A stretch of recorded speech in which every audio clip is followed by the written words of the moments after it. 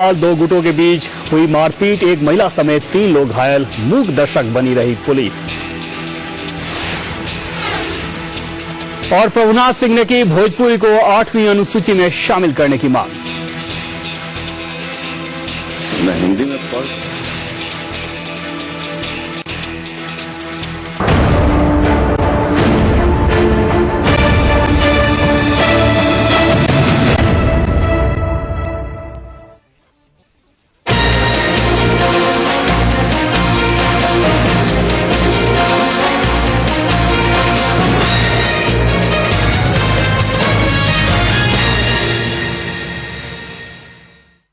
नमस्कार, बहस लाइव में आप सभी का बहुत बहुत स्वागत है। मैं हूं देवेंद्र पराशर। क्या नीतीश कुमार और सुशील मोदी फिर से गलबहियां कर सकते हैं? क्या बिहार में तीर और कमल एक दूसरे के खिलाफ नहीं बल्कि एक दूसरे के साथ हो सकते हैं?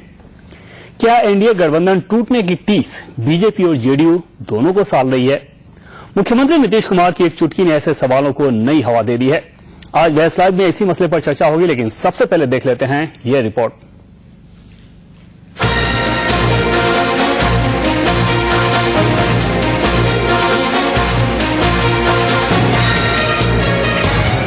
मुख्यमंत्री नीतीश कुमार की ये चुटकी बीजेपी को चिढ़ाएगी या सोचने पर मजबूर करेगी। कम वोट में जो होगा देखा जाएगा, इसकी परवाह नहीं करते। अब इतना ज्यादा मोह है तो माफी मांग के चले कह नहीं आते। इतनी दिलचस्पी अभी तक मंत्रिमंडल में बनी हुई है तो माफी मांग ले और चले आ रहे वापस लौट करके, इसमें क्या दिक्कत है? अरे माफी मांग लेंगे तो क्या करें?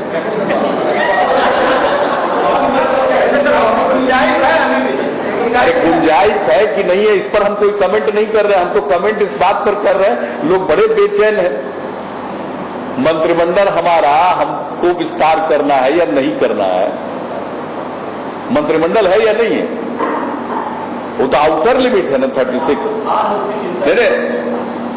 इतनी चिंता करने की क्या जरूरत है? भार की चिंता इतनी ज्यादा है तो क्या भार बांटना चाहते हैं? बेताब है। जो काम छूट गया उससे इतनी बेचैनी।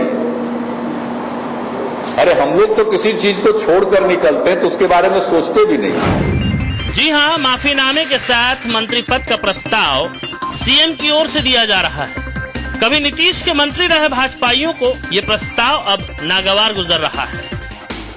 देखिए, हमें लगता है कि माफी तो माननीय मुख्यमंत्री जी को मांगना पड़ेगा इस राज्य की जनता से, क्योंकि राज्य की जनता ने उनको जो बहुमत दिया था व्यक्तिगत तौर पर नहीं दिया था। राज्य की जनता एनडीए को बहुमत दिया था और इस राज्य में अच्छा शासन चलाने के लिए दिया था। राज्य में जो जंगल राज था उसको समाप्त करने के लिए दिया था। इस राज्य की जनता इस राज्य में अराजक स्थिति को समाप्त कर करके एक समान और सुंदर स्थिति बनाने के लिए वो बहुमत दिया था। इसलिए उनको राज्य की जनता से माफी मांगना पड़ेगा। बीजेपी को उनसे माफी मांगने की कतई जरूरत नहीं है। सीएम के अंदाजे बयान से भगवा कुंबे का आंखें तरेरना समझा जा सकता है, लेकिन सवाल ये है कि क्या नीतीश कुमार अभी भी बीजेपी का रास्ता देख रहे हैं? सत्ता से बेदखल होने को विश्वासघात मानने वाले भाजपाई को सीएम का प्रस्ताव आज नहीं तो कल क्या पसंद आएगा? क्या कोई गुंजाइश बची है कि दोनों पुराने सहयोगी एक दूसरे के खिलाफ जहर उगलने का काम छोड़कर एक दूसरे की शान में कसीदे कहने लगे? अगर हाँ तो कब और कैसे? अगर नहीं तो फिर ऐसे बयानों का मतलब क्या? रजनीश कुमार, महुआ न्यूज, पटना। जी हाँ, तो सीएम कह रहे हैं ये दिल मांगे माफी, और इस मसले पर बीजेपी का रिएक्शन आपने सुना। और ज्यादा विस्तार से इसे समझने के लिए फिलहाल हमारे साथ जुड़ रहे हैं बीजेपी नेता प्रेम रंजन पटेल। इसके अलावा जेडीयू नेता भी आगे जुड़ेंगे कार्यक्रम में। प्रेम रंजन पटेल जी, आपका बहुत बहुत स्वागत है। पटेल साहब, सीएम का जो प्रस्ताव है खुला प्रस्ताव है, स्वीकार करेंगे आप लोग? नहीं, देखिए, जहां तक बात है कि फिर से पुनर्वापसी की उन्होंने की है, बात की है, तो इसके पहले भी अकेला एक तरफा जो है से दोनों में प्रेम नहीं हुआ था। ये जो गठबंधन हुआ था दोनों की सहमति बनी थी और लगातार 17 वर्षों तक ये गठबंधन चलता रहा। और मुझे लगता है एक अच्छी गठबंधन जो होती है वो दोनों पार्टियों की सहमति से चला। आगे फिर इसका रास्ता बन सकता है। गठबंधन को तोड़ा गया है, उसमें भारतीय जनता पार्टी नहीं, भारतीय जनता पार्टी का इसमें कहीं से कोई दोष नहीं है। भारतीय जनता पार्टी नहीं चाहती थी गठबंधन टूटे, स्वयं मुख्यमंत्री ने गठबंधन को तोड़ा है। बगैर जो आज भी मैं कहता हूं कि एनडीए को जो बिहार में समर्थन मिला था वो पूरा एक पार्टी को नहीं मिला था, दोनों दल को संयुक्त जो एनडीए गठबंधन था उसको मिला था। और उन्होंने स्वयं जो है से इस निर्णय को लेकर करके पटेल साहब अतीत की बात ज्यादा कर रहे हैं, पास्ट की बात कर रहे हैं, हम भविष्य की बात कर रहे हैं। सीएम ने जो प्रस्ताव दिया है वो प्रस्ताव आप लोगों को सार्थक प्रस्ताव दिख रहा है, संभावना वाला प्रस्ताव दिख रहा है, या फिर सिर्फ शिगुफा दिख रहा है? नहीं, अब तो सीधा बात है कि गठबंधन उन्होंने तोड़ा है। अब गठबंधन भारतीय जनता पार्टी ने नहीं तोड़ा है। अरे तो बुला रहे हैं ना वो, लेकर करके जनता के बीच में जाएंगे। अब जनता फैसला करेगी, ये जनता फैसला करेगी इसका, हम जनता के बीच में जाने वाले हैं। नहीं पटेल साहब, आप तो कह रहे हैं ना कि जनता ने एक मैंडेट दिया था, जो आपने ये कहा कि जनता ने एक मैंडेट दिया था जो कि दिया था। तो ऐसी स्थिति में अगर मुख्यमंत्री नीतीश कुमार एक शर्त के तहत वापसी की बात कर रहे हैं तो फिर ये प्रस्ताव आप लोग स्वीकार क्यों नहीं रहे हैं, या फिर स्वीकारने में दिक्कत क्या है? नहीं, इसमें शर्त की कहां कोई बात है।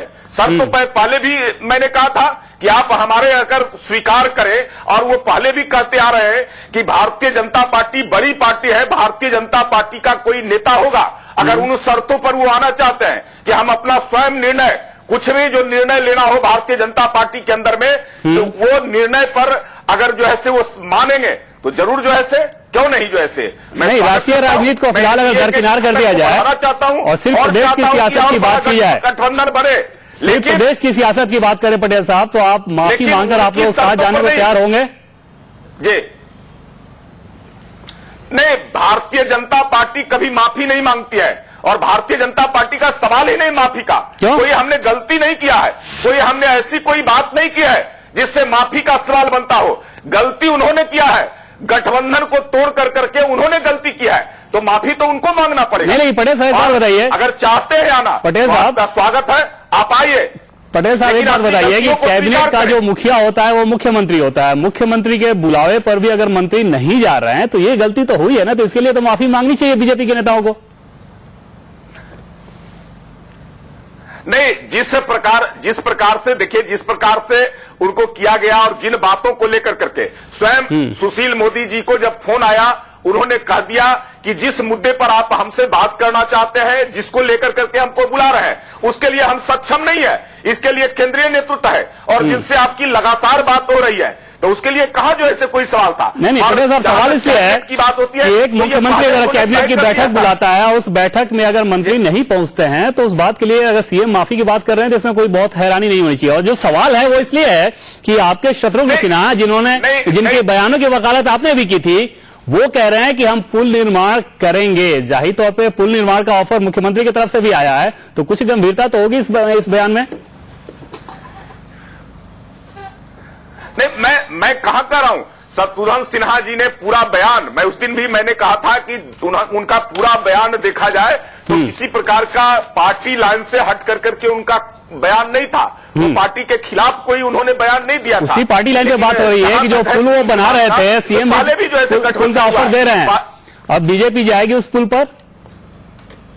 जी नहीं, जरूर, अगर वो तैयार है, हमारी शर्तों पर अगर तैयार है, तो हम जो है चाहते हैं कि वापसी हो, हमारा गठबंधन मजबूत हो, लेकिन उनकी शर्तों पर नहीं, हमारी शर्तों पर। इसलिए कि गठबंधन को उन्होंने तोड़ा है, हमारी कोई गलती नहीं है, भारतीय जनता पार्टी की कोई उसमें भूमिका नहीं है गठबंधन को तोड़ने में। लेकिन आप ये कह रहे हैं कि आप वापसी के लिए तैयार हैं, क्या सत्ता आप लोगों के लिए इतना महत्वपूर्ण है? क्योंकि हाल के दिनों में देखें तो जेडीयू नेताओं ने जिस तरह से बीजेपी के तथाकथित स्वाभिमान की धज्जियां उड़ाकर रख दी थी, उसके बावजूद आप कह रहे हैं कि हम वापसी के लिए तैयार हैं सिर्फ सत्ता के लिए? नहीं, भारतीय जनता पार्टी कभी सत्ता की राजनीति नहीं करती है। भारतीय जनता पार्टी तो देश हित के लिए काम करती है, राष्ट्र को के स्वाभिमान के लिए काम करती है, इस देश को परम वैभव पर पहुंचाने के लिए काम करती है, इस देश की एकता अखंडता को बरकरार करने के लिए काम करती है। सिर्फ आप लोगों के बयानों में होता है, वाजपेयी की सरकार के कारगुजारियों में ऐसा नहीं दिखता। सरकार चली गई थी, सीएम ने एक बयान दिया और आप ये कह रहे हैं कि हम साथ जाने को तैयार हैं। अगर चाहते तो नहीं, मैं कह रहा हूं कि हम मेरी शर्तों पर, अगर वो आना चाहते हैं तो मेरी शर्तों पर, मैं उनकी शर्तों पर भारतीय जनता पार्टी नहीं जाएगी। भारतीय जनता पार्टी के शर्तों पर अगर वो चाहते हैं आना तो जरूर स्वागत आप होगा। जाने को तैयार है, कम से कम ये बात बहुत ईमानदारी से आप कह रहे हैं। जेडीयू नेता अजय आलोक जी भी हमारे साथ अब जुड़ गए हैं।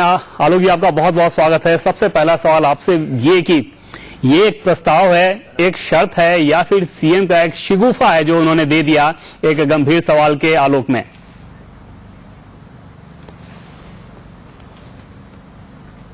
माननीय मुख्यमंत्री जी ने ये टिप्पणी की है आज।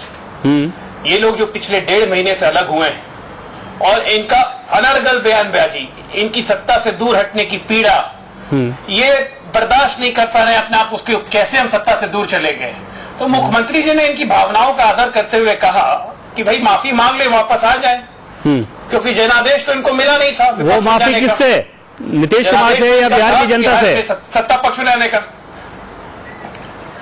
बिहार की जनता से, जो इन्होंने विश्वासघात किया बिहार की जनता के साथ। गैर सांप्रदायिकवाद के नाम पे हमने चुनाव लड़ा था, और आज बीजेपी में, आज जो बीजेपी में हो रहा है, बीजेपी में आंतरिक लोकतंत्र खत्म हो चुका है, फासिज्म की शुरुआत हो चुकी है। अगर आप असहमत, आपको असहमत होने का हक नहीं है, अगर आप असहमत हैं तो वो गुनाह है। इनका बीजेपी की नई लाइन है, इधर फॉल इन लाइन और फॉल आउट, और ये लगातार प्रदेश भाजपा में भी हो रहा है और केंद्रीय स्तर पे भी हो रहा है। और आपको लगता है कि उन सारी समस्याओं जो कि आप गिना रहे हैं, उस सबका समाधान ये हो जाएगा अगर एक बार बीजेपी के लोग माफी मांग ले तो सारी की सारी समस्याएं ठीक हो जाएंगी? बीजेपी के जो लोग माफी मांग के आ जाएं कि ठीक है, आप वो हमारे सिद्धांतों पर सहमत हैं, तो बिल्कुल ठीक हो जाएगी। क्या दिक्कत है? मुख्यमंत्री जी ने तो कह ही दिया कि भाई माफी मांग लेंगे तो मंत्रिमंडल में फिर जगह देने में क्या दिक्कत है, माफी मांगे। और बीजेपी में आज आपको बता दूं, 60% से ज्यादा लोग बीजेपी की इस नई विचारधारा से सहमत नहीं है। अच्छा, और इसलिए अंदर से असंतोष उभरता है। ये परसेंटेज आप लोगों ने कहां से निकाल लिया? प्रतिदिन आप देखेंगे इनके यहाँ कुछ ना कुछ। ये जो डाटा दे रहे हैं अजय आलोक जी, बहुत स्पेसिफिक डाटा आप दे रहे हैं, ये डाटा आपने कहां से निकाल लिया? कौन सा सर्वे कराया है जेडीयू ने? कोई सर्वे नहीं करवाया। ये तो रोजमर्रा की जिंदगी में हम भी देख रहे हैं, आप भी देख रहे हैं। नहीं, हम लोग तो नहीं देख पा रहे हैं क्या घटना हो रहा है, और हम लोग जमीन से जुड़े हुए आदमी हैं, हकीकत जानते हैं। जी, चलिए एक हकीकत ये भी बता दीजिए कि पिछले 1.5 महीनों में हमारी पार्टी में तो कुछ असंतोष नहीं हुआ। चलिए एक हकीकत ये भी बता दीजिए, जो कि आप कह रहे हैं कि आपकी पार्टी में कुछ नहीं हुआ। जिस पार्टी में कैप्टन निषाद हो, जिस पार्टी में उपेंद्र कुशवाहा रहे हो, जिस पार्टी में मगनीलाल मंडल अभी भी निलंबित सांसद हो, वो कह रहे हैं कि हमारी पार्टी में कुछ नहीं हुआ। चलिए हम आएंगे उस सवाल पे, लेकिन फिलहाल ये बताइए कि नीतीश कुमार जिस प्रकार का बयान दे रहे हैं, बार बार ये कहना कि बीजेपी को विपक्ष में बैठने का मैंडेट नहीं मिला हुआ है, बीजेपी माफी मांग के साथ आने को अगर तैयार हो तो आ सकती है। क्या ये माना जाए कि 1.5 महीने में जो दबाव झेला जेडीयू ने, नीतीश कुमार ने, उस दबाव को दूर करने का रास्ता फिर से बीजेपी के सहयोग में दिख रहा है? मुझे ये समझ में नहीं है, दबाव की बात कहां से आ गई? हमने तो कोई दबाव झेला ही नहीं है। अच्छा, हम पे तो कोई दबाव ही नहीं है। हमने सदन में अपना जितनी घटनाएं हुई उसमें कोई दबाव नहीं हुआ। से दुखी हैं। आप ये कह रहे हैं कि जितनी घटनाएं हुई उससे कोई प्रभाव नहीं पड़ा, सरकार के सेहत पे कोई प्रभाव नहीं पड़ा, कोई दबाव नहीं, सरकार के लिए मामूली बातें थी। बीजेपी वालों की व्यथा हमारे लिए कोई दबाव नहीं देती है। हम दबाव में हैं क्योंकि पिछले 1.5-2 महीने में जब से ये अलग हुए हैं, अब इसे आप संयोग कहिए या कुछ भी कहिए, जो बिहार में पिछले 1.5 महीनों से घटनाएं हो रही हैं, चापाकल में जहर मिलाना, मिड डे मील, आपको अलग अलग तरीकों से बच्चों के खाने में जहर मिलाना, इन सब पे हम पे दबाव है कि हम अपनी प्रशासनिक क्षमता, अपनी कार्यशैली में और सुधार करें। पुलिस इसकी जांच कर रही है और समय आने पे हम पे दबाव है कि हम जल्द से जल्द दोषियों को पकड़ के उनके खिलाफ कार्रवाई करें। हम पे ये दबाव है। प्रशासनिक सुधार का दबाव आप मान रहे हैं? भारतीय जनता पार्टी या राष्ट्रीय जनता दल, आप ये मान रहे हैं कि प्रशासनिक नियंत्रण जो हुआ करता था उसमें कमी आई है और वो दबाव है आप लोगों के ऊपर? बिल्कुल प्रशासनिक, ये इनके जो विभाग थे उसमें बहुत सारे चीजों में सुधार करने की आवश्यकता है। स्वास्थ्य विभाग में सुधार करने की आवश्यकता है। अभी आपने देखा होगा, हमने लक्ष्य बनाया है कि हर जिला अस्पताल, लक्ष्य की बात बाद में कम से कम आप ये क्रेडिट देने को तैयार हैं बीजेपी को कि उनके रहने से प्रशासनिक नियंत्रण आप लोगों का ज्यादा होता था, और ऐसे में अगर ये सवाल उछाला जा रहा है कि आप मंत्रिमंडल का विस्तार कब करेंगे, फिर ये सवाल इतना तीखा क्यों लग रहा है मुख्यमंत्री नीतीश कुमार को? कोई तीखा नहीं लग रहा है। मंत्रिमंडल का विस्तार बिल्कुल मुख्यमंत्री का एकाधिकार का विषय है। एक मैं बता दूं, बेगानी शादी में अब्दुल्ला दीवाना वाली हाल है। अरे मुख्यमंत्री को विस्तार करना है, वो समय आने पर विस्तार करेंगे। किसको मंत्रिमंडल में जगह दी जाए, किसको न दी जाए, ये मुख्यमंत्री खुद तय करेंगे। और विपक्ष को, बिहार की जनता को ये सवाल पूछने का भी अधिकार नहीं है कि मंत्रिमंडल विस्तार कब करेंगे। विपक्ष को ये बजाने का अधिकार